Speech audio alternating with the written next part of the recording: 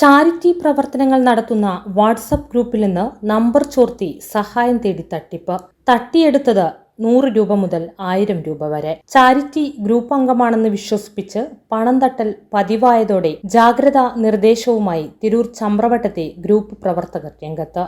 ഏതാനും വർഷമായി ചമ്രവട്ടം കേന്ദ്രീകരിച്ച് പ്രവർത്തിക്കുന്ന കൂട്ടായ്മയാണ് ടൂറിസം ചമ്രവട്ടം ഗ്രൂപ്പ്.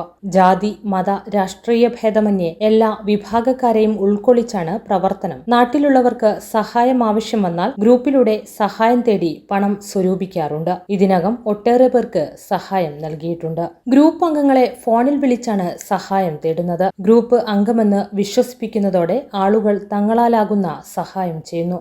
ഇത് മുതലെടുത്താണ് പല തട്ടിപ്പും നടക്കുന്നത്. 100 രൂപ മുതൽ 1000 രൂപ വരെ തട്ടിയെടുത്ത സംഭവങ്ങളുണ്ടായി. തട്ടിപ്പ് ആവർത്തിക്കുകയാണെങ്കിൽ നിയമ നടപടികൾ ഉൾപ്പെടെ സ്വീകരിക്കാനുള്ള ഒരുക്കത്തിലാണ് ഗ്രൂപ്പ് അഡ്മിന്മാർ.